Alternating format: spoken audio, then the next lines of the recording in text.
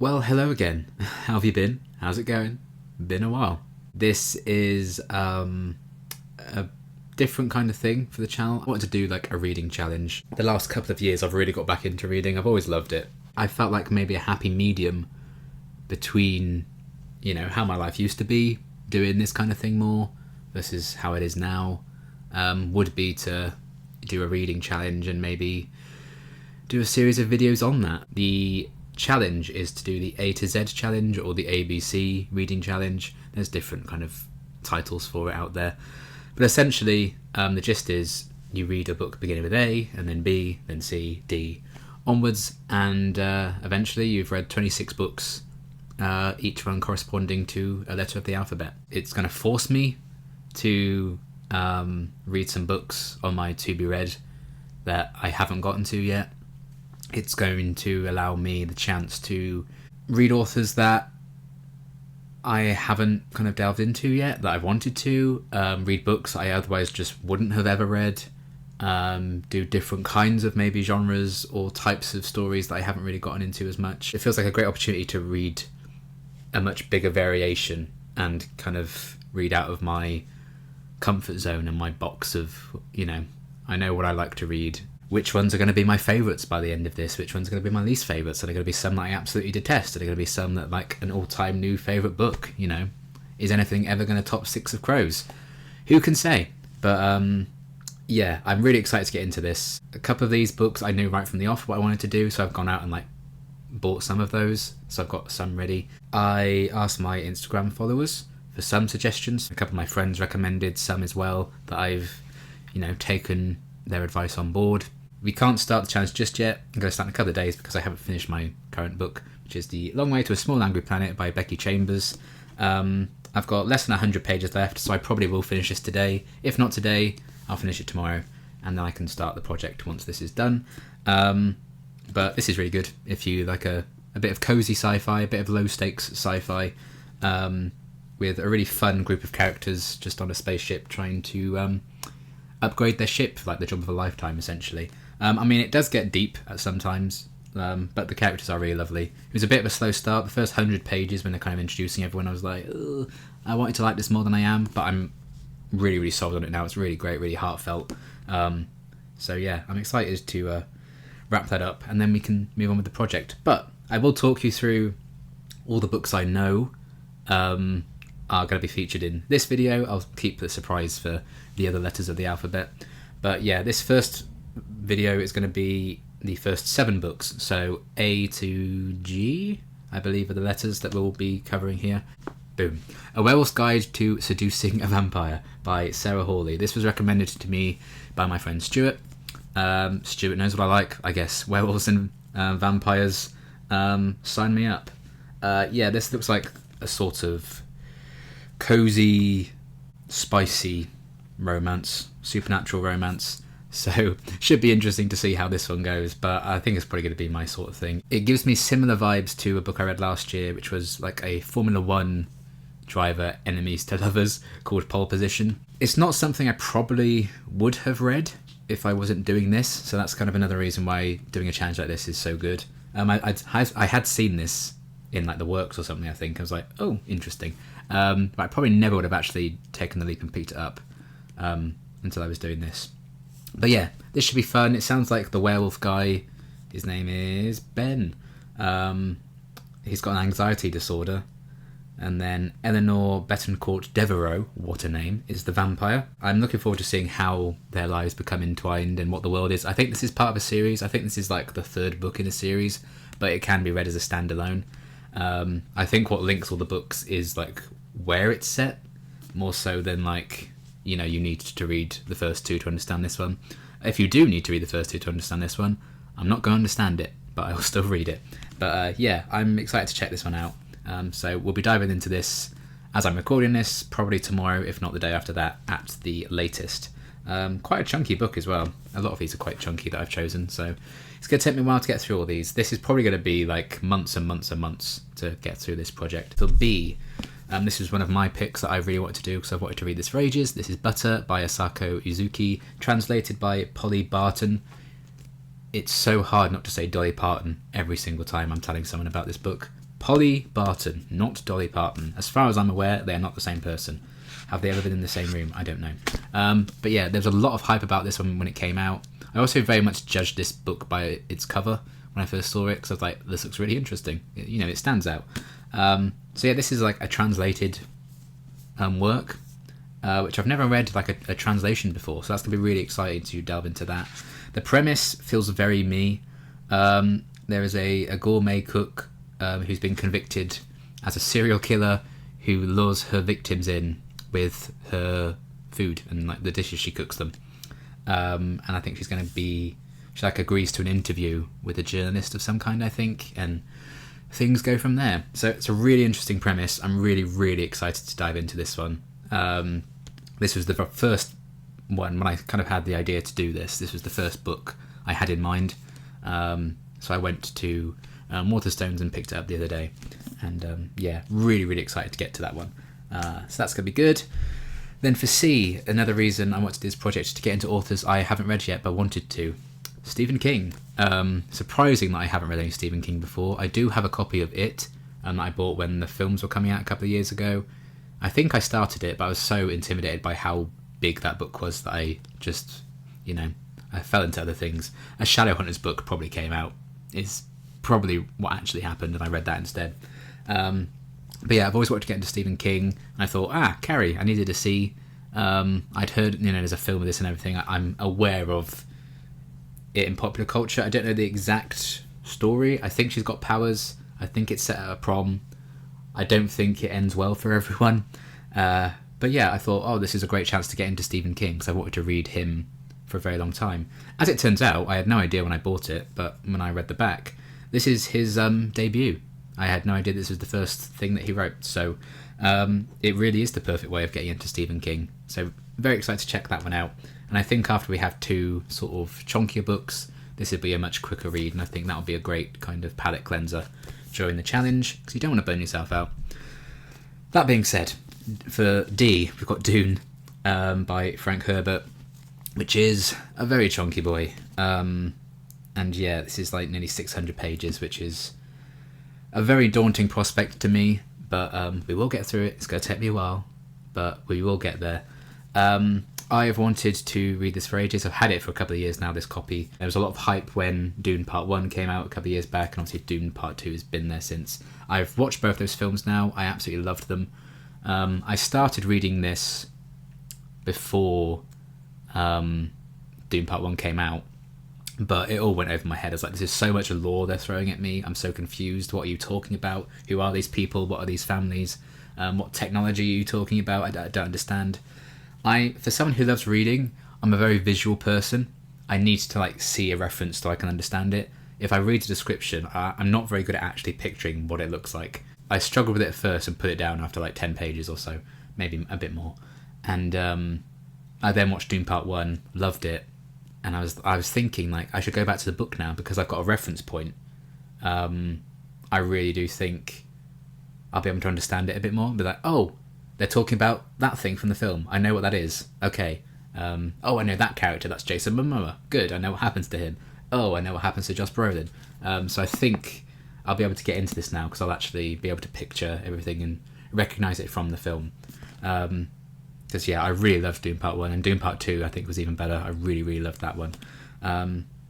So yeah, it's going to take me ages to get through, but I am excited to finally get this checked off the list when we reach it. But obviously we've got another 3 books before we get there. But yeah, that was another thing about this challenge. I wanted to read books that I've never read before. For E, I don't have a physical copy of it yet, but it's called Exhalation, which is a compendium of short sci-fi stories by Ted Chiang, I think is his name. I will learn the proper pronunciation when the time comes to check those short stories out. But I wanted to read more short stories, and the internet told me that was an interesting collection talking about humanity's place in the world, and all these different sci-fi concepts. So I think that will be an interesting read to get to that as well. As for F and G, as I'm recording this, I have no idea what I'm going to pick for them, so you'll obviously be finding out later in this video.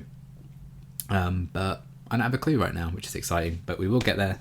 But I've got, 5 books to get through before I need to actually make a decision, so I've got time. But yeah, that's kind of the setup for this challenge and for this first video. So I think what I'm going to do, I'm going to read maybe 100 or so pages, or just get like a good portion into the book, check in, and kind of say how I'm feeling about it at the moment. And then, do my thoughts at the end. And once I finish them, and move on to the next one, so on and so forth.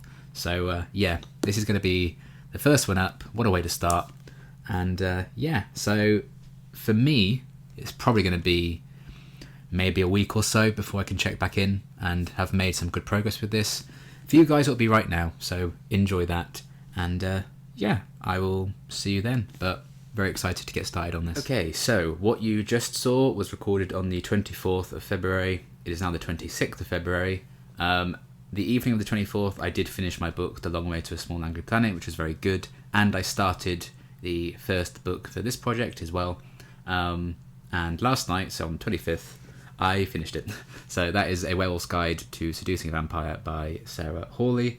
Yeah, I know I was going to check in like halfway through or 100 pages in, something like that, and I will try and do that if I get the opportunity for books in the future, but I just didn't have the chance for this one, so I just kind of blitzed through it basically, and yeah, it's all done. I really enjoyed this, it was good fun. It's rare a book makes me laugh out loud, but this got, I think, at least 2 laugh out louds from me, which is quite impressive really. But yeah, it's a really good time. It was kind of, I think the plot wasn't what I was anticipating going into it, but certainly like the vibes and the romance elements and the smut that there's definitely present in this, that kind of was what I was expecting from it. But yeah, I think it's pretty well written for the most part. It's the 3rd book in the trilogy, but you can read them as standalone books from what I gather. I mean, I haven't read the first 2 and I understood this perfectly. There are definitely, like, when you're reading it, you get a sense of, okay, these characters were definitely in the previous books, and they were probably the main characters in those books. They're side characters in this one. And I'm guessing maybe Ben, who is the titular werewolf, he was probably a side character in the previous novels, and is now like the main character in this one. Well, one of the main characters. He kind of shares that with the vampire. I could see maybe there being a benefit to reading the first 2 books, particularly with like where one particular storyline goes. It probably would have been like, oh, I would have encountered that character in a previous book, and that would have been a fun full circle moment. So I think there probably is like a reward to reading the first 2 and coming to this one, because this is the end of the trilogy. I think this is it, for like the Glimmer Falls series. They're all set in a place called Glimmer Falls. But you absolutely don't need to read the first 2 to understand what's going on. I think Sarah Hawley does a great job of, having a new story going on, but taking a few breaks to explain, like, okay, here's what these characters are up to, if you want to catch up with ones from previous novels. And, it's not bogged down in the events of the previous novels, for sure, because there's nothing that I was like, oh, I don't understand. What is that a reference to something I don't understand? There was nothing like that. Everything did get explained, so you can absolutely just jump into this one, which is obviously what I did, because werewolves and vampires, why would I not? It looks like the previous couple of books, it was a witch's guide to fake dating a demon, and then a demon's guide to wooing a witch. So those are the first 2, and then this was the conclusion of the trilogy. I don't think there are going to be any more. I think this is the last one. But yeah, you can just read them as standalone. That's not an issue. Writing wise, I think is pretty good. I don't think there's, I mean, it's not a book for subtlety, I don't think, in regards to like, all the smut and stuff that was in it. But, in terms of like the themes and like the messages it's trying to get across, it was definitely like, there was no subtlety or nuance to that. It was just kind of outright saying, this is what this character is about. This is what this scene is about. So the messages that it's kind of talking about are great and, important, but very on the nose and not subtle at all in what it's trying to tell you. You should be getting from a particular scene or character or storyline. But that's fine, because I don't think this is really a book for subtlety. People are probably reading this book to see a werewolf and a vampire get it on, which they do. I don't want to spoil too much, obviously. And as I'm talking about this, I won't delve into like deep spoilers or anything for people who want to read it. But the general setup is a werewolf called Ben, because like this Glimmer Falls place is just established like werewolves and vampires and demons and all sorts of people just live there, and humans live there as well, in harmony-ish. But yeah, Ben is a werewolf. He goes to a friend's wedding, potentially the wedding of characters from a previous book who got together, I would assume. That's the impression I got. And he's been single for a while. He gets sad and drunk at a wedding because he's lonely and loveless. Relatable character right from the off, so that's good. Then he drunkenly orders like a crystal on eBay for 99 cents. And as it turns out, there is a vampire actually in the crystal, and he becomes her master, which I know sounds a bit dodgy as a setup, but I swear it gets wholesome from there. And yeah, obviously this vampire is not thrilled at this prospect. And yeah, things go from there with their relationship, essentially.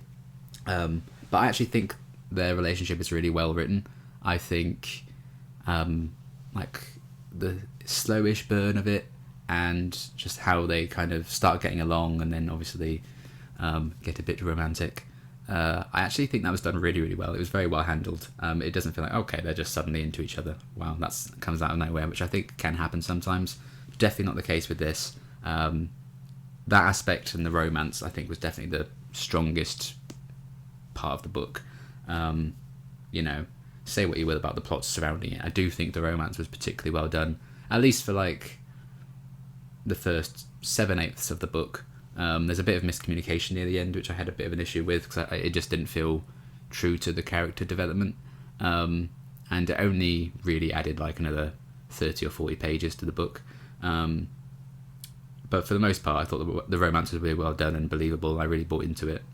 There's some really sweet moments of character development, not just like romantically between them, but just them kind of getting along, which was great fun. So that's Ben and Eleanor, who are like the main two characters, easily the highlight of the story. I do think it could have done with being maybe 100 or so pages shorter, definitely a bit shorter, but that's probably personal taste, because there's a side story in this about a mayoral campaign, a mayoral election stuff, that I just didn't care for. I didn't care about what was going on with that. And it's one of the side characters who's kind of that storyline revolves around, and I do think the side characters sometimes get a bit too much to do. And I feel like you could have removed that subplot entirely, and I think the book would have been a lot stronger for it. But, you know, I got through it, I powered through, and it did give Eleanor in particular, the vampire, who's actually like half vampire, half something else that I won't spoil,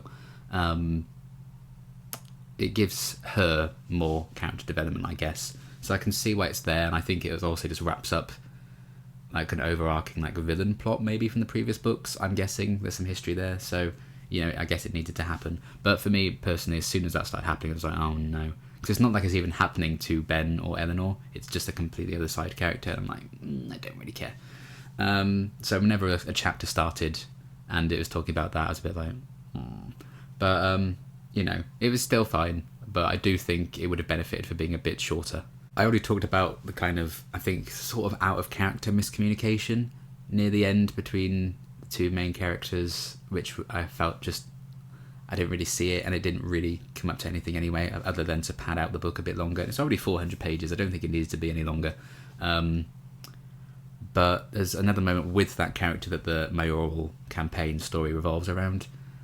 She kind of learns a lesson, probably like 2/3 of the way through the book. Then the very next time we see her, she's unlearned it again, and that was annoying. So I think character development wise and stuff, I don't know if there was like a limit that they had to reach to get to, like, they had to get to 400 pages or something, but it did feel like character development got thrown away for the sake of padding out the book a bit longer. So that was kind of frustrating, that some characters just didn't learn their lessons outright. That was kind of a shame. And I don't know how I feel about ultimately what... There's a big like mystery surrounding Eleanor in this, and like her past. And I think maybe the payoff of that would benefit from reading the first two books, but even so, I think it still works and it's fine. I still don't know how I feel about how that plays out and that reveal. I feel like it happens a bit too late in the book for me to really care. And again, if you just got rid of like the mayor stuff and toned that down, and maybe lent into that storyline a bit more and a bit sooner, I do think that probably would have benefited things. But again, it's all personal taste, and you'll have to read it to see how you feel about particular things. But I still do think it was pretty well handled in the end. You know, it was still a very, very solid time. There is definitely some smut in this. You know, it gets particularly spicy and very descriptive at moments. I think Sarah Hawley does do a good job of restraining herself in regards to some of it. I do think she takes her time building up to like the first big moment like that, and it often is relegated to like a chapter where it happens. So if smut really isn't for you, I think you could skip the chapters where it happens, and then it wouldn't really affect you too badly. You get a sense of what's happened, and they could carry on. So I think that's actually pretty well done if, you know, that kind of stuff. And believe me, it gets wild and descriptive. You know, if that stuff isn't really your taste, I think you could skip it and be absolutely fine. So I think that shows probably some good forward planning from Sarah Hawley in regards to this. So that was good. And yeah, I just had a really good time with it overall. Funnily enough, which is very bizarre, and I couldn't believe it happened, a very weird coincidence. In like the first maybe 35 pages, this book references Carrie and Dune, which are obviously two books that are part of this project and will be coming up soon. So that was very weird. Like, what a coincidence that the first book in this mentions two other books I'm going to be reading for this challenge. Very strange. But yeah, overall, this was a really, really good time. I kind of got from it exactly what I was hoping to get, so I can't say I was disappointed with it. I think it's a solid like 3.5 stars out of 5, I would say. I don't know if I'm really going to rate the books like that. I'll talk at the end of the project about which ones are my favourites, but I don't know if I'm just going to give them all star ratings and stuff. But this was a really good time. I do think if you've read the first two books, I think you'll be satisfied with this as an ending to the trilogy. I don't know if I'd go and check out the first two. You know, maybe if I had a spare moment or I had no idea of what to read next, I might pick those up. But I'm not like dying to find out what happens to the side characters in this. It was definitely Ben and Eleanor that I cared about the most. And yeah, I think it could have done with being a bit shorter to be like a stronger story overall. If you feel like this could be for you, it definitely will be, would be my kind of consensus on that. If you're, from what you've heard or what you've seen of this, you're like, I don't think this is for me, it probably won't be. I think your gut really will decide whether you like this or not.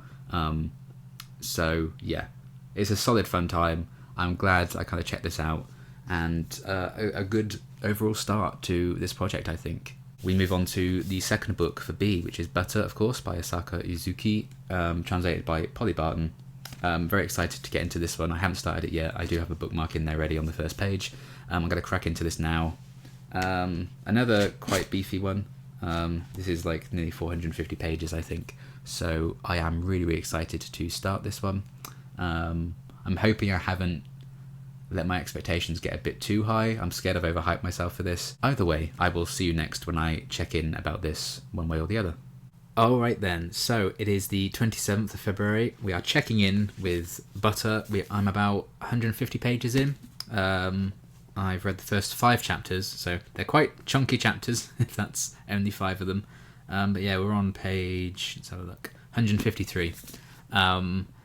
This is a very interesting book. I've been looking up a few reviews for it. It's quite divisive, and I totally get why. Personally, I'm really, really enjoying it. But if someone kind of said like, "Oh, I couldn't finish this," I would understand. At least so far, is that I understand why it might be quite mixed. I don't think this is a book that you could just think is just fine. I think you're either going to really, really like it or just despise it.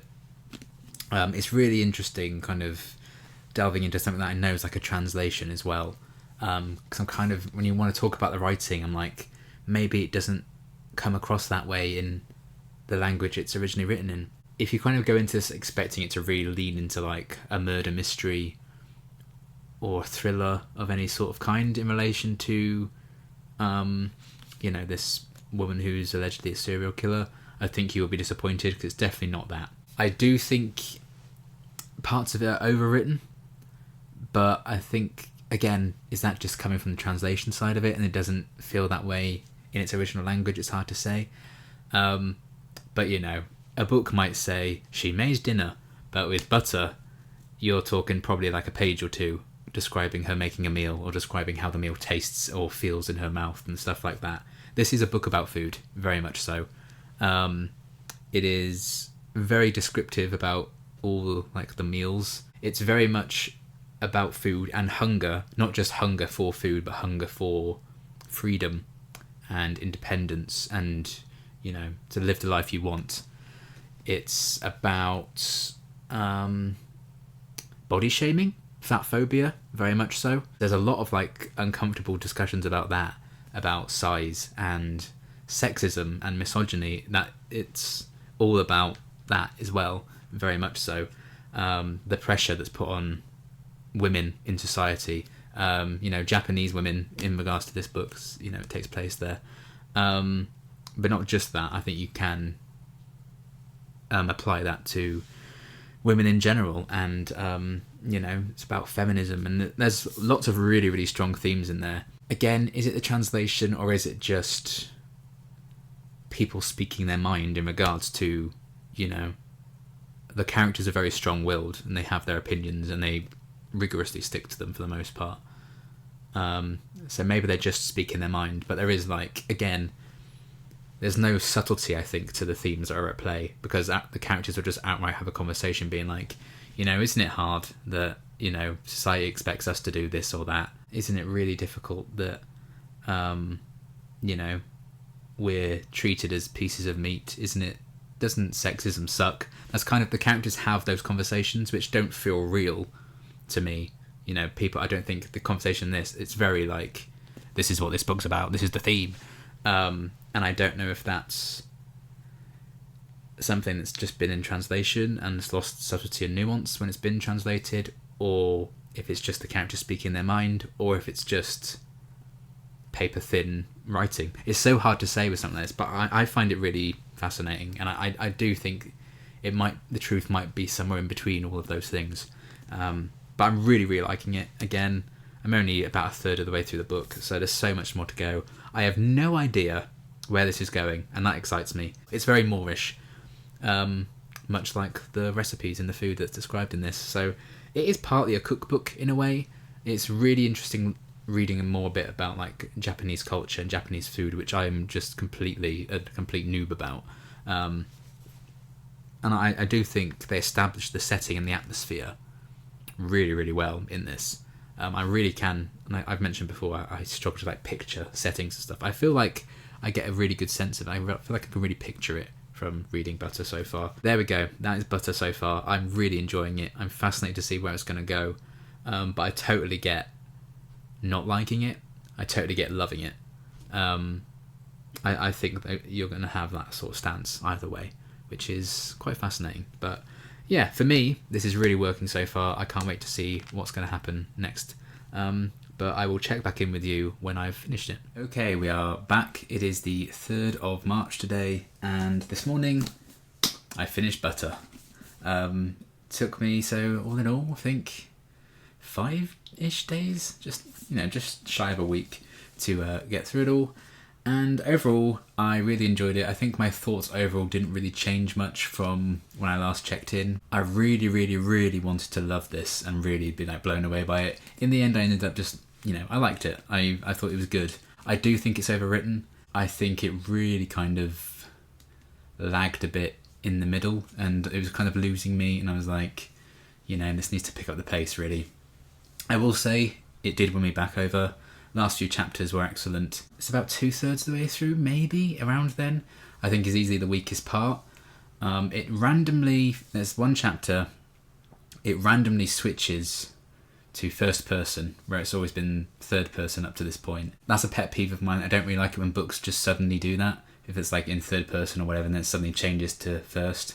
Any kind of combination. I just don't like when it changes the perspective like that. And it only does it for one chapter. I feel like it's needless, a change as well. because everything we kind of gain insight-wise about the character that we're now experiencing through the first person, we could have just been told or informed about in the third person anyway. So it seemed unnecessary. The character voice we got when it changed, it's not the main character who that chapter's about. For me, they sounded exactly the same voice as the main character, and in all the other chapters surrounding them, when they're just like a secondary character, they do seem like a completely different person. And the chapter does lean into that and kind of be like, you know, things aren't what they seem with this person. But even after they kind of accept this change within themselves almost and try to, you know, move forward from events in the book, it still just reads like the character that we very first met at the start. And it's like, you're saying like, oh, it's so different and everything, but you're just not presented in the same way. It was very weird. I feel like it was completely needless change and just so random. Didn't add anything new, except for making the character a bit less interesting than they were before and after, because when we were getting things from their perspective, they just sounded like the main character, even though they weren't. So that was kind of strange. And one consistent problem, not that often, but enough to kind of notice the pattern emerging. At times I found it a bit difficult to work out who was talking. Sometimes it was a bit weird. Sometimes it was really obvious, sometimes it just wasn't. They put a bit of description in there, and then there would be like a line of dialogue, but I'm like, who is that attributed to? That's kind of weird. You do work it out the more you read, but that does kind of throw me off and kind of like taken out a bit then, because I'm like, I don't know who said that. Which also doesn't help when you switch perspectives to a different character and they just sound the same as the main character's voice. So, it kind of all blurs together. I think there are some real different personalities character-wise in this, but I feel like there's a lot of blending as well that's kind of frustrating. But all the themes I was kind of talking about before, with like the food analogies and hunger, fat phobia, sexism, misogyny, societal pressures on women, particularly women in Japan. I do think all the different themes and the different plot threads, they all come together really nicely and form a nice conclusion. And I do think it is a satisfying kind of story overall. It definitely could have been tighter. That last chapter as well, as much as I enjoyed it and it wrapped everything up nicely, it did go on and on and on. And I'm like, we don't need this. It did get to the point where I was getting a bit fed up. At the start of the book, I was enjoying the overlong explanations of things and the detailed analysis of food and all that. It gets old by the end of the book and you're just like, get on with it. Just what is the story you're telling? It ended up feeling a bit, tedious and pedantic. But that being said, I did really, really enjoy this. I can totally understand if people didn't. It's not like a murder mystery. It's not a thriller by any means. It's really not about that. But I do really like the character arc that the main character goes through and the revelations about that. Supporting character-wise, there was a couple of good ones. Most of them just kind of blended in for me, and I think that also doesn't help with me trying to figure out who was speaking at certain times. Yeah, I think they could have trimmed out some more frustrating elements, and I think it could have been something really, really special. It didn't quite get there for me. I'd still give it a 4-star or something, for sure. But I really wanted this to be this is one of my new favourite books ever. It doesn't quite get there, sadly, but I did really enjoy it, and I'm glad I read it. And so we move on to C, which is Carrie by Stephen King, his debut. I'm on page 39, so I'm not that far in. But it's interesting so far. I'm really liking the unexpected structure of the story. So kind of just things are happening and being described and stuff, but it's also being interspersed with articles and journals that have been written about the events of the book, God knows how many years after they've happened. And then we're kind of, so you're kind of oh, what happens then? Because they're kind of hinting at events that are going to happen. And then we're going back and seeing more build up. So I'm really liking the structure of it. Pacing wise, it's pretty good. The one thing that's alarming me so far is just the amount of descriptions about menstrual cramps and periods and stuff. And not because I'm ooh, periods, gross. It's the way it feels like the book's saying, ugh, the menstrual cycle's evil, right? And I'm ooh, it's kind of uncomfortable. It's like Stephen King, you can go a sentence without mentioning period blood, and stuff, buddy. It's okay.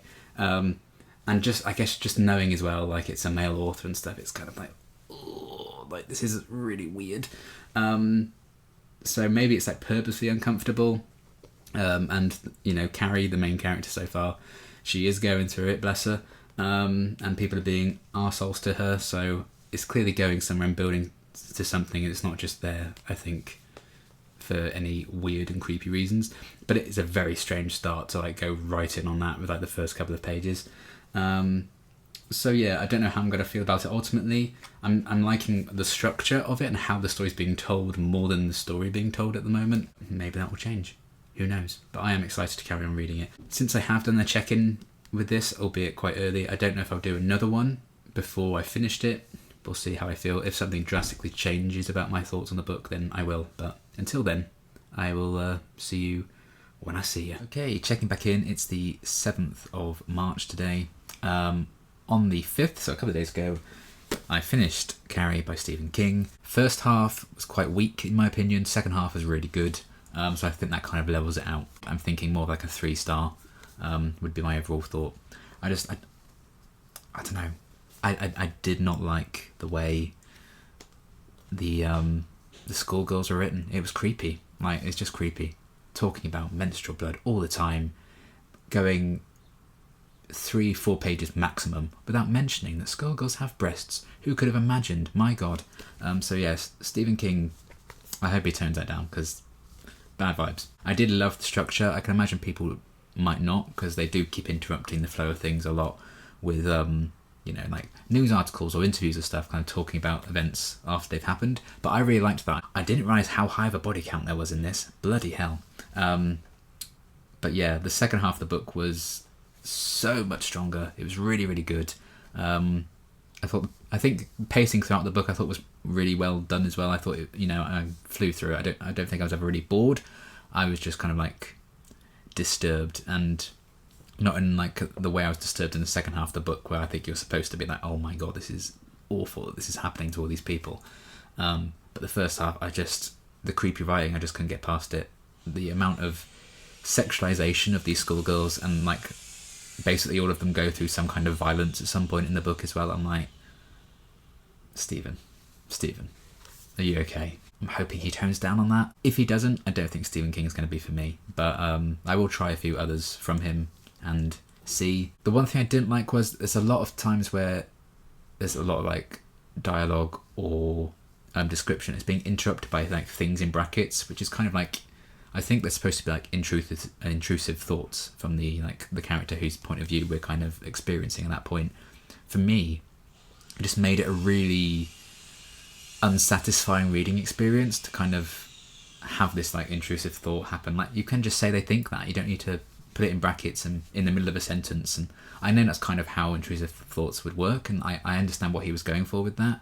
But for me, actually reading it, I was like, wait, what was it? I've forgotten what the first part of the sentence was, and you've interrupted yourself. And so I didn't enjoy that so much. I thought that was a strange choice. I'd rather he just kind of added that into the description, the dialogue he was giving anyway, rather than interrupting it for no reason.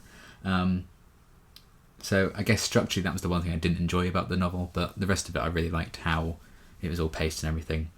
So yeah, I thought I was going to kind of really hate this and write this off when I got halfway through, but the second half I really turned it around when shit started to get real, and I really liked that. It's still probably my least favourite thing I've read of the 3 books so far, but I did overall enjoy it, so that's something. So also on the 5th I did start Dune. I am now a little bit of the way in. I'm about a fifth of the way in, I think.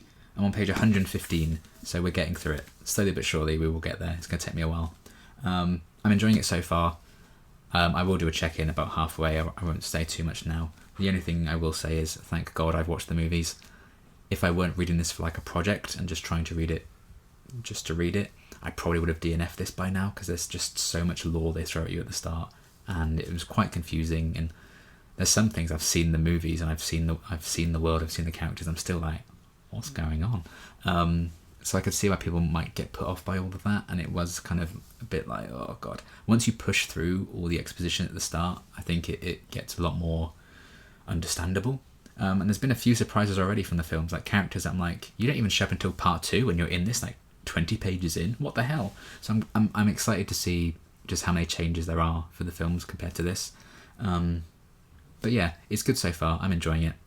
It's just, it's so daunting that it's this long, but we'll get there. We will get there. And while I'm here, just a few more updates, because I have actually filled out the roster of books for this video. I did tell you before, my choice for E was Exhalation by Ted Chiang. And that did turn up. I had to get like a second-hand copy, so sadly the title's been rubbed away. This was surprisingly hard to get hold of. I had to order this from like an independent place that does like second-hand books. So sadly it's not like a pristine copy, but at least you can read the title on the side there. My choice for F is Fahrenheit 451, Fahrenheit 451, I don't know how you're supposed to say the number, by Ray Bradbury. Don't know too much about it yet, but I'll talk more about the plot and stuff when I actually get to it in this video. But that's my choice for F. And then G, which is obviously going to be the last book for this vlog, is Galapagos by Kurt Vonnegut. I'm very bad with pronunciations, I think, but there we go. Never has a cover of a book, so you can actually read what it says. Never has a cover of a book. Completely misunderstood the vibes of what the book's about based on the blurb. My god, I'm excited to get to this one. It sounds wild, but yeah. So those are all my choices for this video as a little sneak preview. But I still need to read another 400 pages of Dune first, so we'll get there. Okay, it is the 9th of March. I'm just checking in with Dune. Still got a way to go, but I did finish. The book's kind of split into like 3 acts, or if you will, whatever you want to call them, 3 kind of sections. So I've just finished the first section. So basically shit hit the fan at the end. If you know, you know, there's a big attack. I'm on page 217 now, which is the beginning of the 2nd act of the book. So yeah, it felt like an appropriate sort of time to check in, because I'm getting quite close now to near the end of where Dune Part 1, the film, ended. So, that felt like a good place to check in and say hello. I'm really liking it so far. It's definitely a lot more, I guess, palatable and understandable. I think the info dumping at the start was a lot, but it definitely is. You can follow it a lot clearer. What I'm surprised about, having watched the films, is how little focus Paul has actually gotten so far, to Timothée Chalamet's character in the films. He's really not the main character right now. I mean, it's definitely his parents that have gotten most of the time, particularly Jessica. But she also got a lot of screen time in the films, obviously, and she's definitely one of the more interesting characters. So to see her get as much focus as she does get has been really nice. And just, spending some time with all the different side characters. It's interesting how many of them really do differ, I think, from the movie. There's a character in the movies who's actually male in the book, but that doesn't really... Changing their gender doesn't change their character, so that's kind of fine. There's a character called Hawat who is in the films, but he has so much more to do in the book, and there's a lot more layers to him. It's kind of a shame we didn't get to that. The Baron's sort of right-hand man in Dune Part 1, David Dashmalian, I think is the name of the actor who plays him. He's so much better in the book. It's really sad. He's just a little shit in this. He's so like creepy and manipulative, and they just stripped all that personality away in the movies for some reason. I don't know why that happened, but so it's fun seeing characters who I guess just didn't get... There just wasn't time for them in the films. Get a lot more fleshed out in this. Dr. Yue gets a lot more fleshed out as well. It's just nice being in their mindsets. So that's definitely... If you really liked the Dune movies, be it like the one they did years and years ago, or the most recent like 2-part one, I would definitely recommend giving the book a go. If you really, really liked it, because it fleshes out the characters and the world so much. And there's a lot of extra things so far, as there would be, obviously. Some of it, I am a bit like, ugh. I do think most of the conversations that take place so far have been way too long, and like you could have cut like a page out of this conversation. So it's a bit like, oh, get on with it. And there's a lot more like sitting down at a table and debating politics and stuff in this than there was in the movies. Obviously that was still present in the movies, but a lot more here. And I'm like, I'm kind of bored now. Can something actually happen, please? So I think they wisely maybe skipped over some of that when they adapted this for film.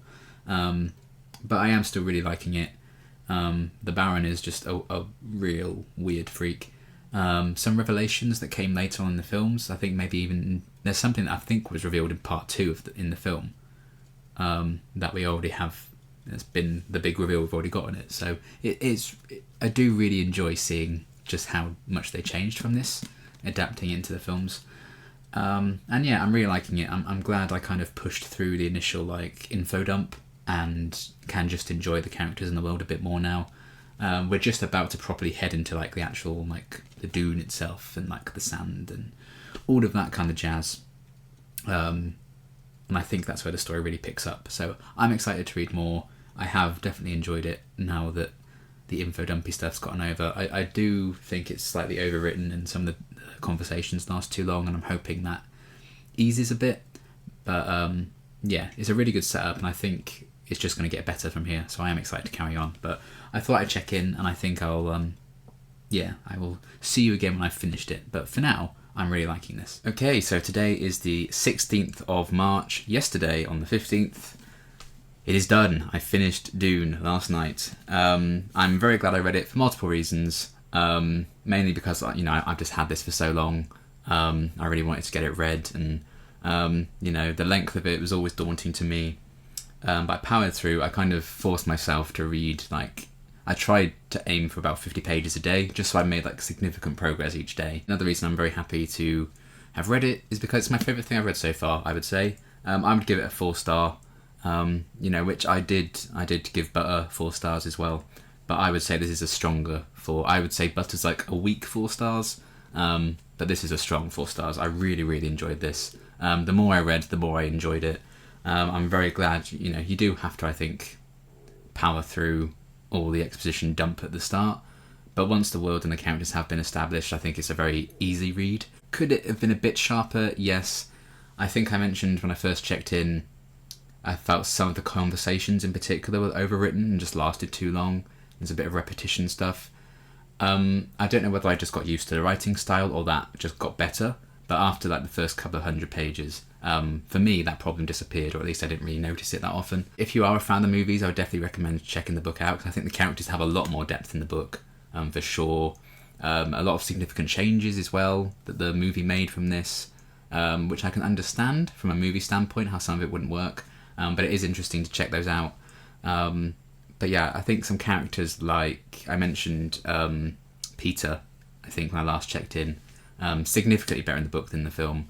I think the same could probably be said of Stilgar as well. You know, the character arc is still very much the same, but I just think there's a bit more grit to him and a bit more character to him in the book, who of course Javier Bardem played in the films. I think some of the main issues I had were whenever the characters like thinking to themselves, I'm like, how long is it taking to think all of this? Like, we just have paragraphs and paragraphs of their thoughts when they're supposed to be like in the middle of a conversation with someone, and like someone's waiting for a reply, and then Jessica will have like half a page of thoughts to herself before she replies. I'm like, surely someone would be like, Jessica, you're right.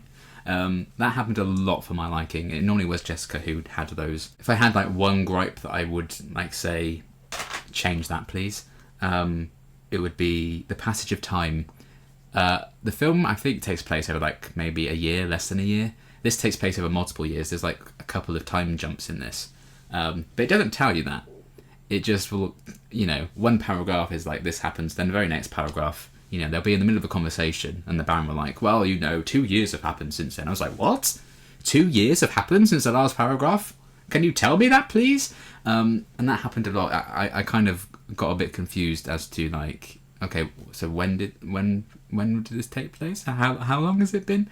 I wish there was just like something that made it clear that like, time has passed, or like the chapters, if you will, are kind of broken up by quotes from like a fictional like textbook, I guess, that Princess Irulan has written. I really enjoyed those. I think they kind of set the tone for the forthcoming chapters really well. Sometimes things happen kind of off screen, if you will. A lot of the big like battle sequences that I would have expected to have, you know, been in the character's shoes for, just kind of happens in between chapters, and I'm like, oh, okay, it would have been nice to actually be in that moment, and it doesn't really hit that hard, unfortunately. I do wish more was shown to us, rather than just, you know, told that it happened. I had a great time with this overall. I really, really enjoyed it. I'm glad I kind of ticked it off my list of books to read. I can totally see why this is considered like the classic sci-fi novel, like a genre-defining novel. I absolutely agree. I think the world building on it was really, really great. The characters were really great. If you did like the characters and you liked that world in the movies, I do think the book overall does it more justice, so I would definitely recommend reading it. Obviously it just has more time to do it justice, but yeah, I had a blast with this. I'm really glad I finally read it. While it is my favourite thing I've read so far, it may potentially get immediately overthrown. We're going to have to wait and see. Today I started reading Exhalation by Ted Chiang. Ooh, this might be something quite special. There's 9 short stories in here. I think some of them have been collected from things he's published over the years, and then I think he wrote 2 specifically for this collection. I don't think I've read any of the specifically written ones yet. But yeah, there's 9 short stories of varying length. I've read the first 3 of the 9, but the next one's like 100 or so pages. It's quite a chunky one. But these first 3, there was like a 30-page one, like a 25-ish page one, and then like a 5-page one. I love his writing. It's so good. The way I'm already thinking like I need to order his first collection of short stories, because this is his second one that he's done.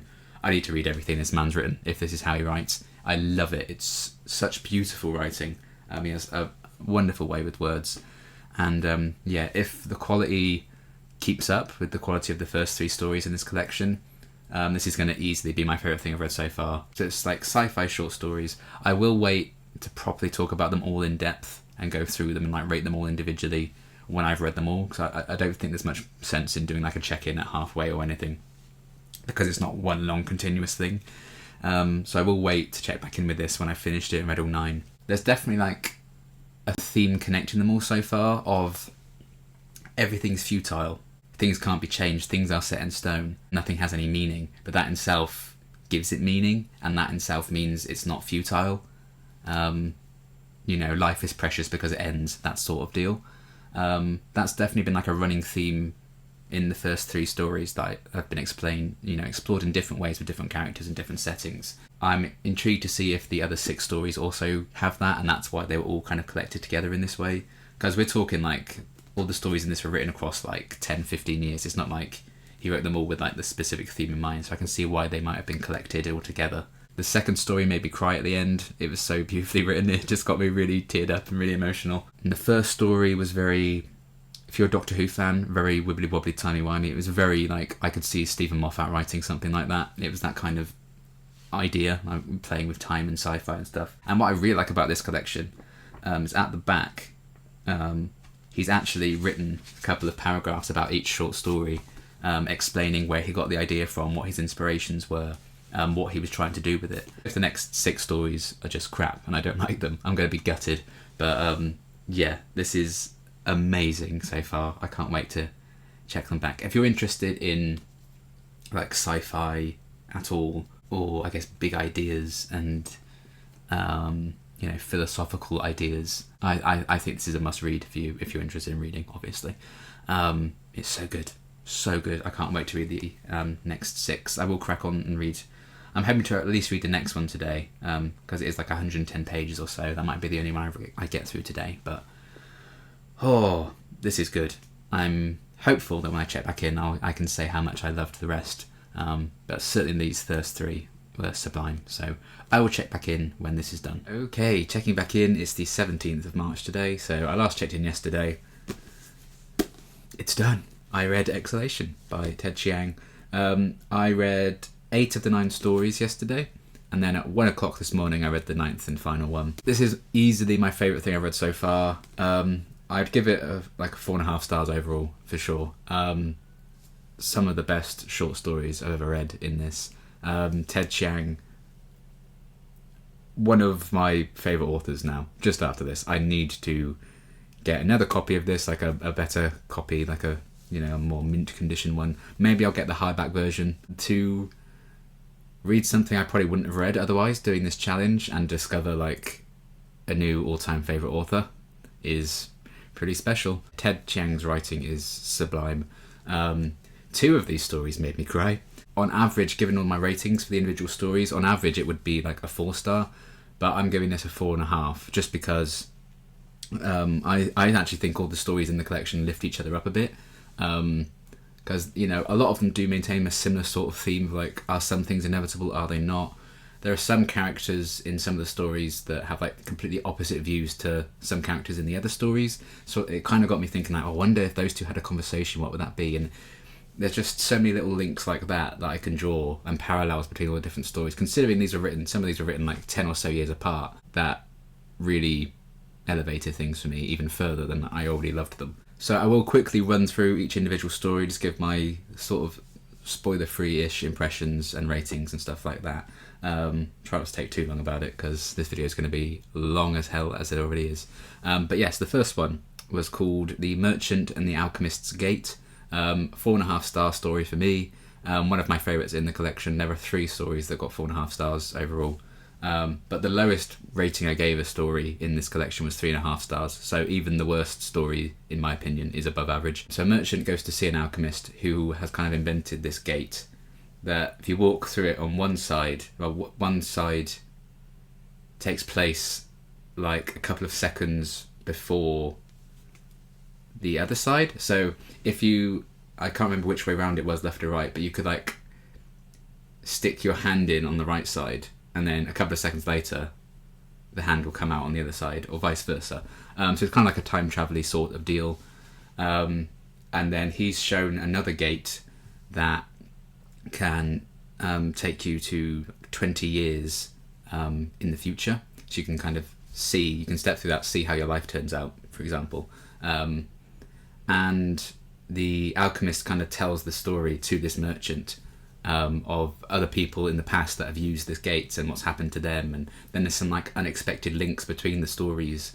So it's kind of like, it's very much the idea of your future set in stone, but the way you view that future shifts if new information comes to light. It's kind of about that sort of thing. It's a beautiful story. It's so well done. I do think it's a bit hard to follow at times. I think I'd need to reread it to properly understand what's going on, so that kind of threw me a bit. And I think that kind of what knocked the 0.5 star off for me. The second story is the titular story, Exhalation. Another one of my favourites, another 4.5 star for me. I did originally give it 4, but when I read some other stories and then I thought back on it, the more I thought about the story, the more I loved it. So I bumped it up to 4.5 stars. It's one of the ones that made me cry. Basically, it's set potentially in another world entirely, another universe entirely, and it's about this automaton sort of guy who is trying to work out why certain things within their universe seem to be changing, and they don't understand why, and it might have something to do with the way they process air, because, you know, air is what gives us life, or is it? That's kind of what they're exploring with that. And it's a really interesting kind of mystery that slowly unfolds across the story, and then the final conclusions that he draws, this character, and his kind of parting message to the reader really got to me. It was really beautifully written, really emotional. Definitely one of the highlights of the collection. I can see why they named the collection after that story. And yeah, it hit really hard at the end. It's really well done. Bit of a slow burn, but really well done. The third story is called What's Expected of Us. I gave this 3.5 stars. It's about 5 pages or so. It's a really neat idea. It's basically about this device that proves that there isn't free will. We don't have free will. Because basically there's like a button on it or something, I'm trying to recall. No matter what you do, how you try to trick this device, the light will always flash like 1 second before you press the button. So like it can tell when you're going to press it. No matter how many different times, like however way you try to trick this device, it always knows when you're going to press it. So you might think you're trying to do something of your own free will and trying to trick this machine, but it kind of proves that you don't have free will. It explores that idea very briefly. Like I said, it's like 5 pages long, and I think it really would have benefited from being longer. I think it's a really cool idea that just doesn't get explored enough. I would have loved to have seen the world get built around that. The fourth story is The Life Cycle of Software Objects. This was far and away the longest story in the collection. It was about 110-ish or so pages. I gave this one 3.5 stars as well. For me personally, this was my least favourite story in the collection, but again, it's still 3.5 stars.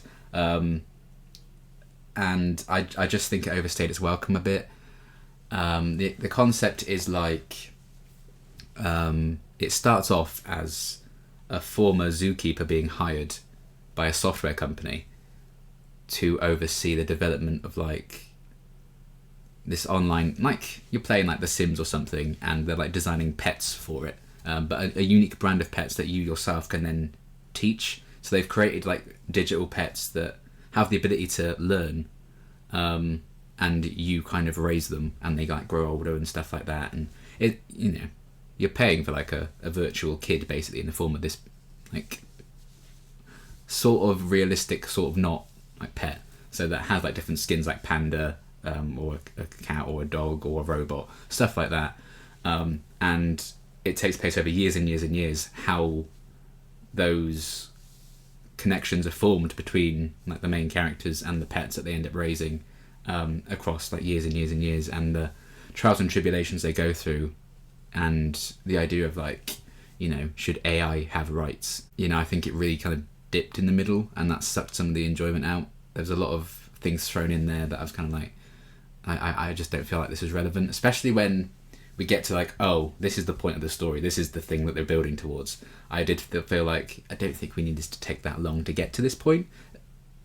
If you read it and you know what the thing is that people have the idea to use these pets for, ultimately, like, well, of course, that's probably one of the first things I would have expected them to get to. So why has it taken this long for the story to get to this point? But yeah, overall, I think it was more like plot driven than character driven, which just isn't for me. I prefer character driven stuff. And there were just so many like techie names and like corporation names thrown in that I really lost track of who was who and what company did what. So I think there's just a bit too many of those thrown in. And, you know, that padded out the story and made it longer than it needed to be, in my opinion. So, again, it was still really good, and some great, really interesting ideas in there. Some really, like, chilling moments and some really sad moments. But it definitely was, for me, the weakest story. Then the fifth story was Daisy's Patent Automatic Nanny. This was a really great one. I gave this one 4 stars. It's framed as the writing, like, you know, when you go to a museum and someone's written, like, next to the object that you're looking at, just a big description and like an explanation of what it is, its history, stuff like that. It's basically like you've walked into a museum and the thing you're reading next to the display, that's what this is, that's what this story is. It's kind of a write-up for this museum piece, which is an automatic nanny, like an automaton, mechanical nanny that was built, and they kind of explain you know, the reasons for that. And this was very much about parenthood and nature versus nurture, and yeah, the relationships between father and son, and mother and son in a way, or the absence of a mother in this case, and the psychological impact that might have on children, and just the various things that could go wrong with that idea, or the things that, if you look at it a different way, things that go really right with that idea. So I loved the way the story was framed as like a museum piece that you're reading. I thought that was a really interesting idea. And the whole concept of the nanny and everything was cool, and it goes in some interesting directions, and it's quite a short story. It's about 12-13 pages or so, but I feel like they pack a lot into it, and it really, I think it fully explores the idea, maybe the best out of all these stories. It does everything it can do with that concept, and yeah, it draws some neat conclusions and is really, really interesting, that one. And the 6th story was called The Truth of Fact, The Truth of Feeling. This is another 4-star one for me. Sort of, there's 2 different stories going on, but they're both written by the same person as it kind of gets revealed. I think it's kind of like, this is like a journalist's article basically. And the concept of this one is set in the future again, and it's the idea of what if our entire lives have been recorded by like a device in our eye that just records our entire lives. And if you're just talking to somebody like, remember when we walked to the beach that time and so and so and so, and your brain processes that and it like shows the clip. So the idea is you don't have your own memory anymore. Your memory is just, it automatically just pops something up for you, and you don't have to remember things yourself. So the idea of memory is kind of lost. And they talk about the concept of like maybe couples having an argument, being like, no, you said this, you said we do this at this point, and blah blah blah blah, but you can literally prove who's right because you can just get up the footage. And like, does that cause is a relationship actually healthier if you can't prove yourself right or wrong? Is it actually not about proving yourself right? Is it about admitting you're wrong instead? Is that more important? And it kind of, the voice of the story is a journalist talking about his relationship with his daughter. His wife left them when his daughter was quite young. And the journalist kind of remembers this argument he had with his daughter a few years before, where she was kind of saying, you know, it's your fault that she left. You've ruined my life. And he is absolutely against it. He's never used the technology in the eye that can just get up this footage of, you know, your older life and stuff. He's always been against that, and he's writing an article against this technology. So he's like, well, you know, if I'm going to do this article, I need to actually use it. So he kind of goes back to that fight he remembers them having, and things go from there. But alongside that, he's including this story of this tribe who is kind of about the importance of memory, or the idea of this culture kind of has the idea of, they kind of blur the lines of what truth is. There's like, what is actually fact is like, they call that one thing, and then what they think is the right thing to do or the right way to remember that is another thing, and they lean more towards that being how you should remember things.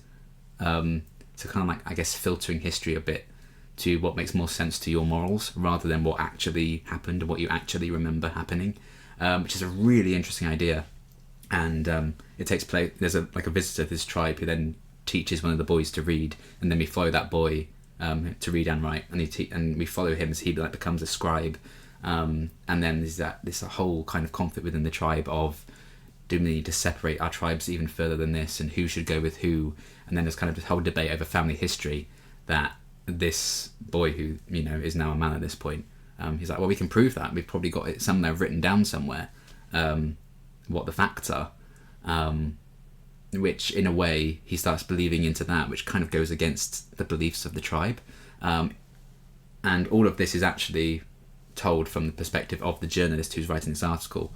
So it's like, how much of this story is actually true or not, and that kind of leans into the idea of, you know, do you want that story to be true, and is it right to just believe that's the fact, or should we be believing what actually happened in that story? It's just, the way they work together is really well done, and at first you kind of like, these two stories are completely separate, like what's going on, and they come together in a really lovely way, and the message, I think, is really interesting. I don't even know if I necessarily agree with the final message, but I think one of the characters draws a different conclusion to the other, so it kind of covers all bases. But yeah, it's a fascinating story, and honestly, the more I'm talking about it, the more I'm considering bumping this up to 4.5 as well. I think I gave this a 4, but I think now I'm talking about it, and the more I'm thinking about it, I'm like, this is really interesting. I might bump this up to 4.5. I'm going to do it, fine. The 7th story is called The Great Silence. This is, again, it's only like 5 or so pages. This is the other story that made me cry. And I think when they put at the back, I mentioned before that Ted has a couple of paragraphs about each story and his inspirations and how it came about at the end of the book. And this one was really interesting because he never intended for this to be a short story. This was actually just text that he wrote as part of a collaboration for an art exhibition about, I can't remember what they call the telescope now. A Recibo, that they kind of send out a signal to, deep space, hoping there's life out there in the world, and like this is us saying hello to like space and everything. And obviously we've never heard anything back. And it's about the great silence, is like the idea of, we're the only life in the universe. How is that possible, that we're the only life? And like, we've reached out to the stars to see if there's other intelligent life out there. We haven't heard anything back. That is the great silence. And yeah, so he wrote this for an art exhibition exploring that concept. And then ultimately, they asked him to write the text down that he used in that installation, and it became this short story. The interesting thing is, it's from the perspective of a parrot. Hear me out. It sounds ridiculous, and as soon as I realised that's what was happening, I was like, what the fuck is this? But it's heartbreaking. It's so sad. It made me cry at the end. It's beautifully done. So it's just the idea of, it's the parrot population that live near this telescope that, they're being killed, basically. They're kind of an endangered species at this point, and it's the inevitability of, we're probably all going to die. And his parrot's kind of saying, why is humanity so interested in finding intelligent life out there when they're not paying attention to the intelligent life on Earth as it is? They're ignoring the parrots because, like, parrots are also very intelligent. They can communicate through speech. They do understand the meaning of words at times. It's like, why are you so interested in life out there when you're ignoring life on Earth? It's a really interesting, deep idea, considering this is like 5 or 6 pages long. Really emotional, really, really well done. Definitely a highlight for me, like a 4.5 star story again. This was a really beautiful one. I think this is probably tied with the first 2 stories as my favourite, for sure. And then the 8th story, the penultimate one, is called Omphalos. I think that's how you pronounce it. I don't know for sure. But it's the idea of, like, our planet is like the centre of the universe. Everything revolves around us. That kind of belief. And, is that actually true? And when that is disproved, what does that mean for us? Like, what if we weren't the point of the universe being created? What if we were a side effect of the universe being created?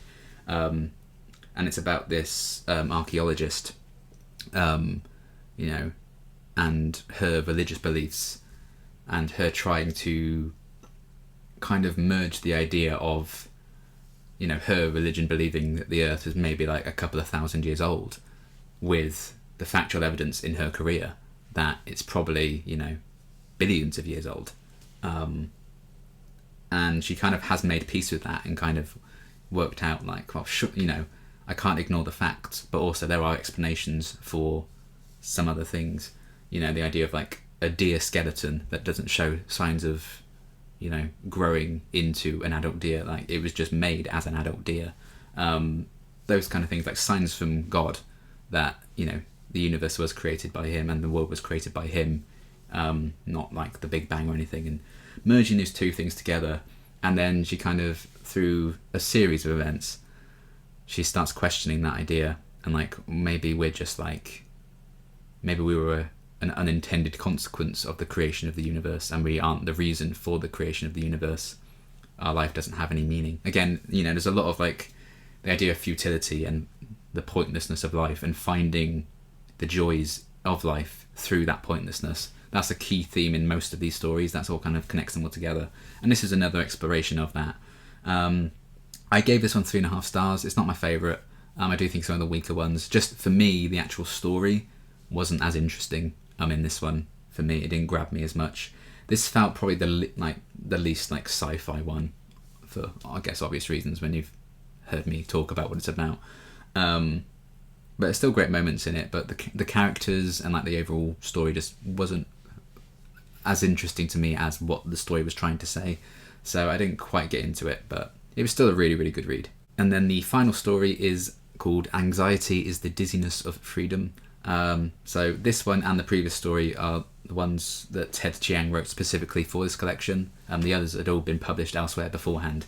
And I gave this one 4 stars. This was another a longish one. I think this was the second longest story. And I think the world building in this one is excellent. It's the idea of these things called prisms that you can purchase them, activate them, and you kind of see parallel worlds, of yourself. You can see parallel versions of yourself. You can talk to your parallel self.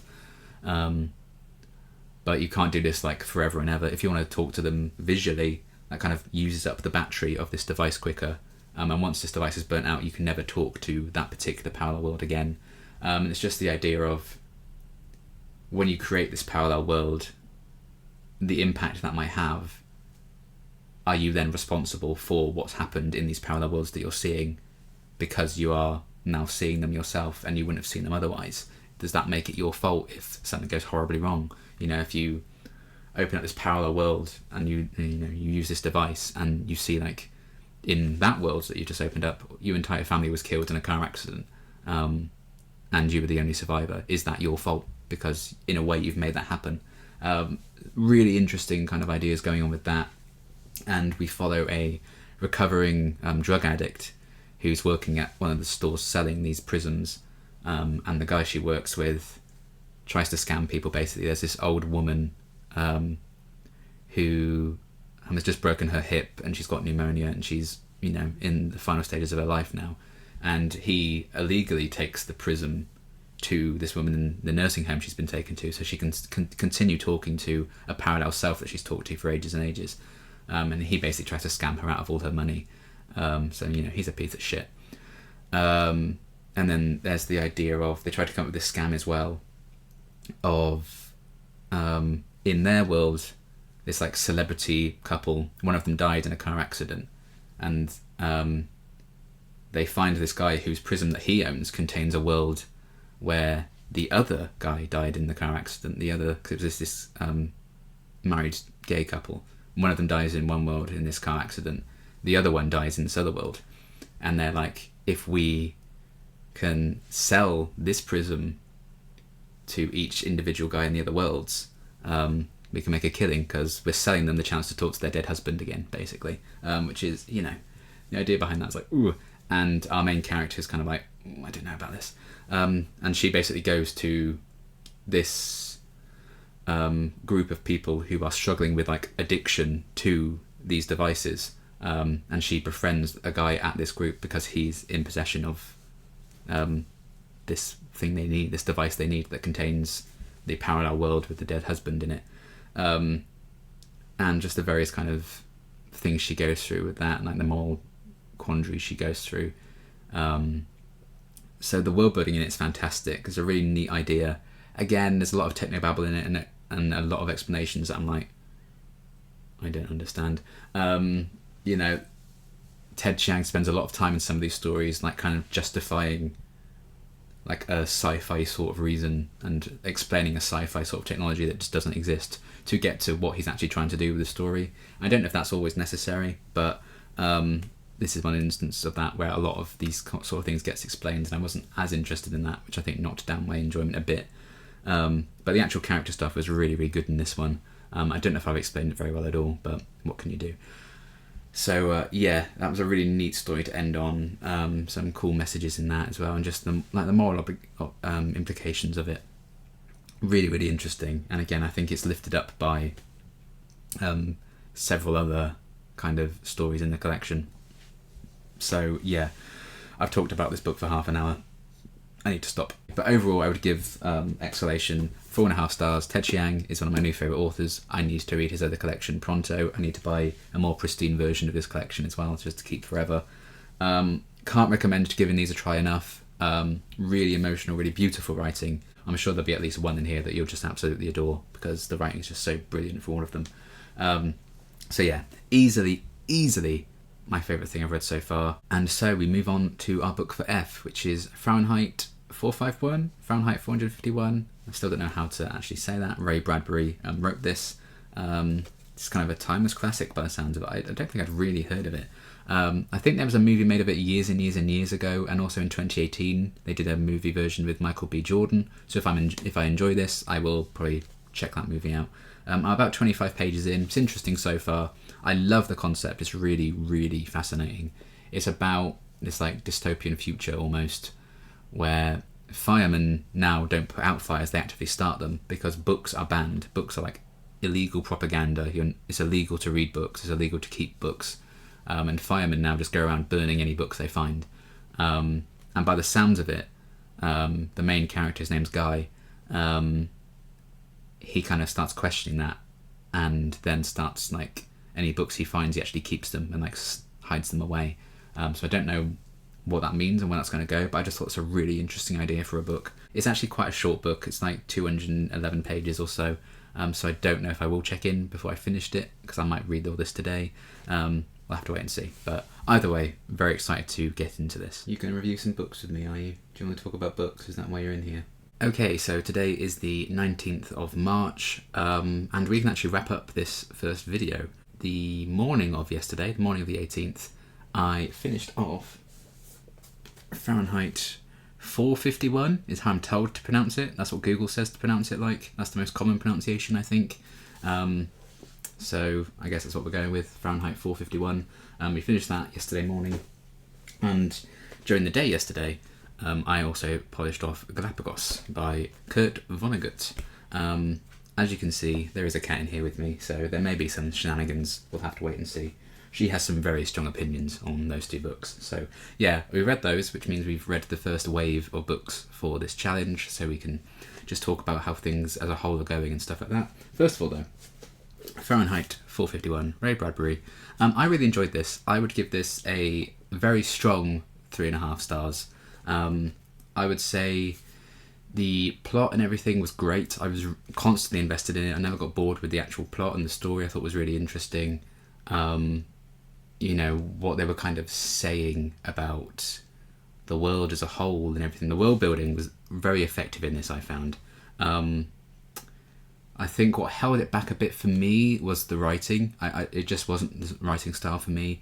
There was a lot of like just listing things. It was like, and this, and this, and this, and this. This place was full of, you know, ribbons and pearls and kittens and puppies and children and air fresheners and microwaves.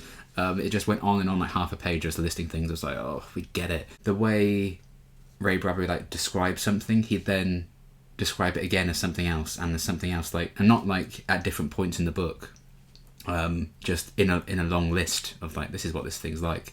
And to me, I was like, please stop. We understand. Even just describing things in general about the world, he'd just like do lists and lists of different things. It really was a bit too much in terms of that. It didn't even feel descriptive in the end. It was just like a list of things. And I'm like, okay, fine, you do you.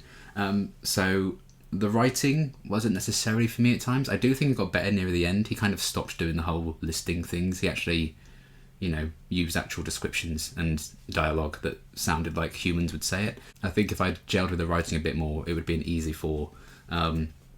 But yeah, the actual plot and everything and the world, I think, is actually one of my favourites from what I've read for this project so far. And there are a few surprises in there. There's a robot dog in here, which I wasn't expecting. That was fun. Not for the main character, because the main character did not get on with that dog. But yeah, it was a really interesting concept. I loved the ending in particular. Really kind of slowed things down. And there's an examination of the importance of reading, the importance of, you know, reading well, of what should survive into the future in terms of, you know, the things we assign a legacy to, which I thought was an interesting idea. And the final kind of speech with a group of people, there was a great idea of like, and it felt very fitting, like a lot of this rang true to like today's society, so very ahead of its time when they wrote this, because this is quite an old book now. But there was this idea of, you know, eventually the people with the wrong views are going to die off, and, you know, every generation or every set of people we meet, more and more people are going to be like, oh yeah, I see what you mean, I think the way you do. And that group of people with a good frame of mind about the world and opinions of how people can and should live their lives, you know, that gets bigger and bigger and bigger. Eventually that's going to be the majority. That spoke very true to today's society, in my opinion. And it was surprisingly comforting to like think of that way. I'm like, you know what, one day all the people with the bad opinions are going to die out. The people with the good opinions are going to be the majority, and what a wonderful world it's going to be. I enjoyed the main character and his journey. There weren't really many standout side characters for the most part. There was one who kind of becomes like Guy's main ally, who I also really enjoyed. And there were some twists and turns I wasn't really expecting. That I really thought like the pacing was going to slow down at certain points, but my God, did it not. And it went in directions I was like, oh wow, I wasn't expecting that to happen like anytime soon. So yeah, I love the world building in this one. I love the messages behind it. I just wish the writing was more kind of my style. And then we come to our pick for G. Obviously I can't check in with this because I read it all yesterday. Galapagos by Kurt Vonnegut.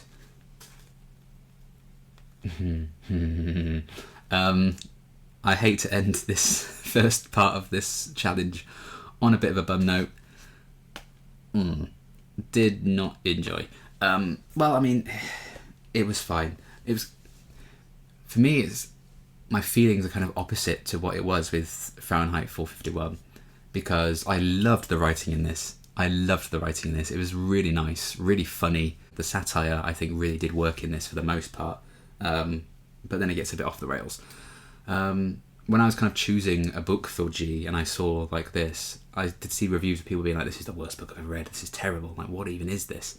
And I was like, okay, interesting. I got 35 pages in and I was loving it, and I was like, what are people talking about? This is great. And then suddenly it just changes like that. And you're like, oh no, I'm done now. I'm done with this now. I think I mentioned last time, this is narrated by a ghost 1,000,000 years after the events of the book take place, and they're like telling the story of what happened 1,000,000 years ago. That is the least weird thing about the story. And I can't believe that that's the least weird thing. And yeah, I loved the voice. I loved the idea of the ghost narrating it. I thought it was a bit weird at first, but I loved that kind of concept. And the foreshadowing and stuff that he kind of put through. When I say foreshadowing, like the narrator of this would just outright tell you what's going to happen to some characters like 150 pages before it actually happens to them, which, you know, can, I think in another book wouldn't quite work, but because this is very like satirical and silly at times, it really does work. Although he does repeat what's going to happen to them a lot. There's a lot of repetition in this as well, and I think that kind of what grinds it to a halt. This could have been a novel, like a novella, not a novel. This could have been 100 pages shorter easily.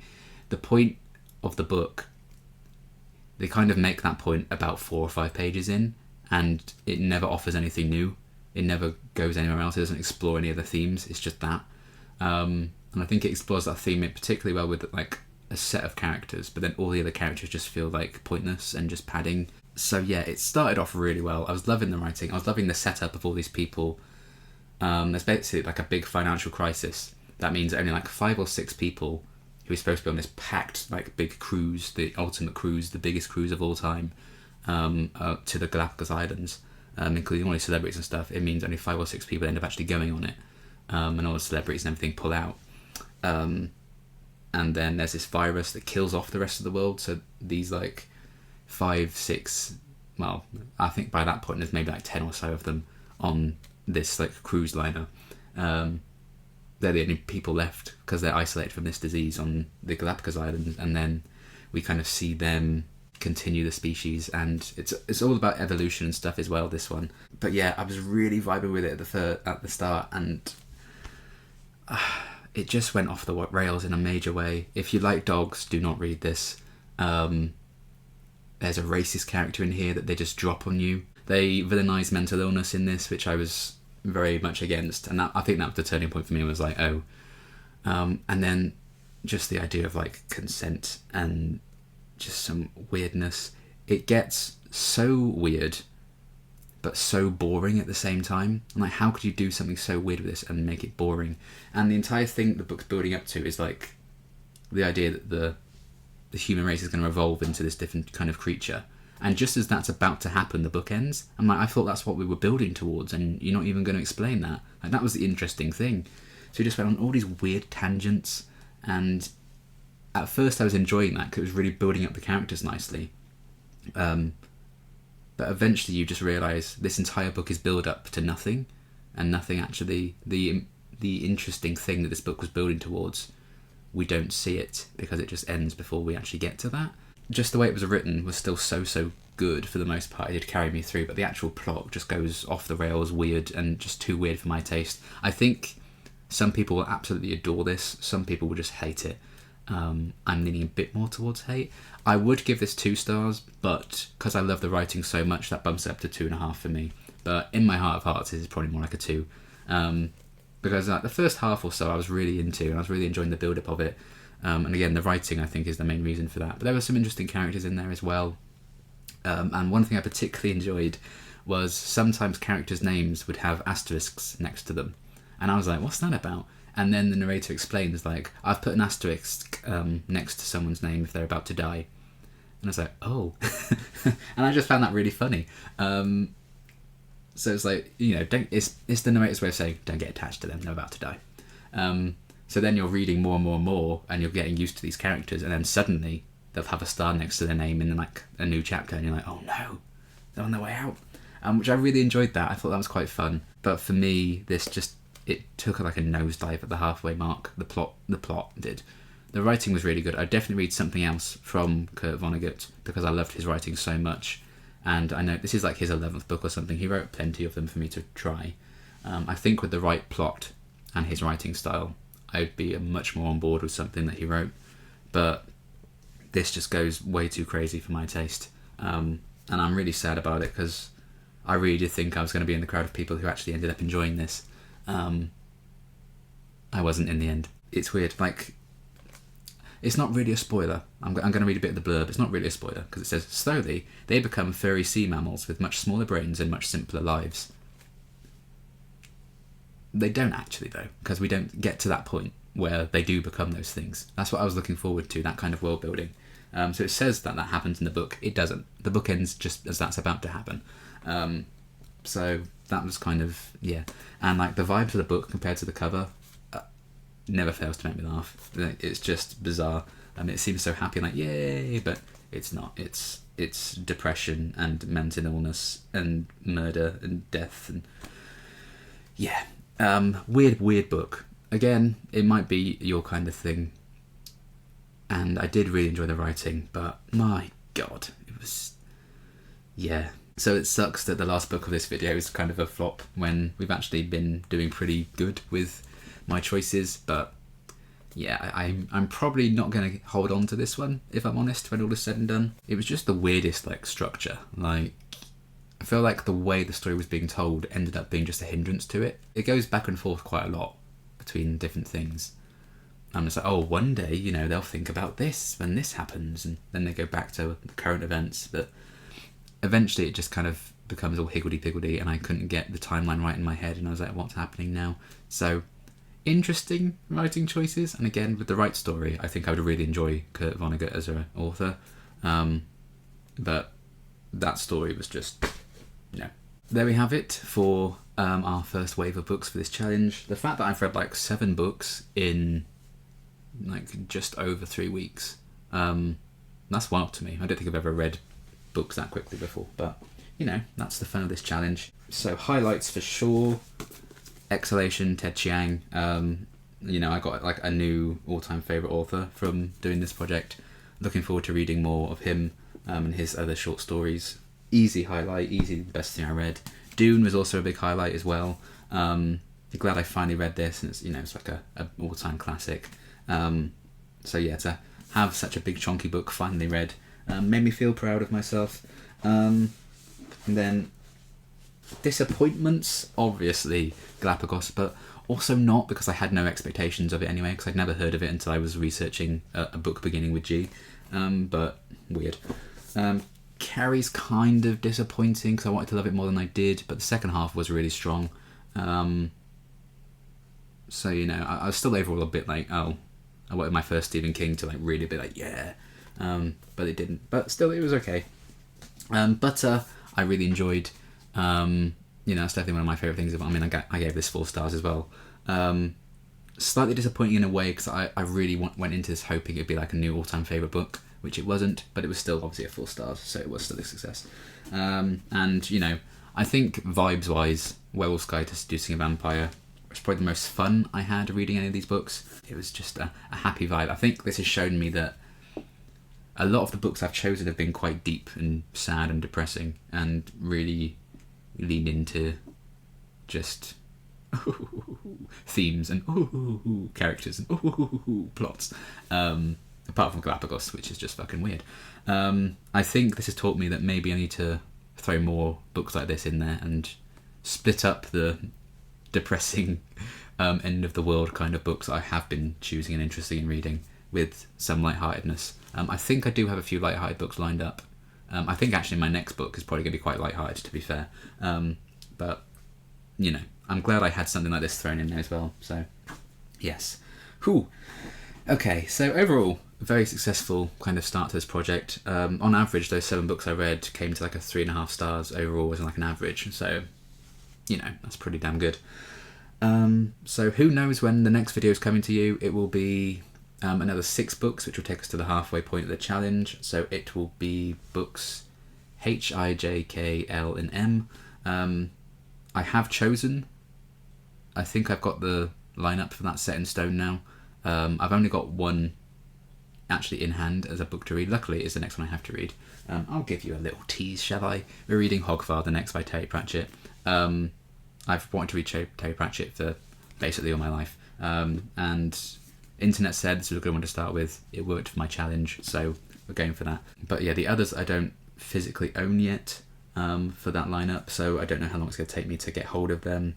You know, I do need to be wary of money, so I can't just splurge and get them all. So you know, it might take a bit of time for the next one to come about. We'll have to wait and see. I might try and just read Hogfather a bit slower than I've been reading these others, just to buy me more time to have the funds to buy some of the more books I want to get. But yeah, I've really enjoyed this so far. This is great to kind of get out of my comfort zone and read things I normally wouldn't have read, for better or worse. You know, some highs because of that, some low lows because of that choice. But I've been really enjoying this. I hope you've enjoyed this absolute movie of a first video. I'll try and not ramble quite as much in my future vlogs about this project. But, you know, I also had to explain what this project was about at the start of this video, so that took up a lot of time. But, you know, it is what it is. We'll work on it. And yeah, I'm glad my instincts about what books I'm going to like are mostly right.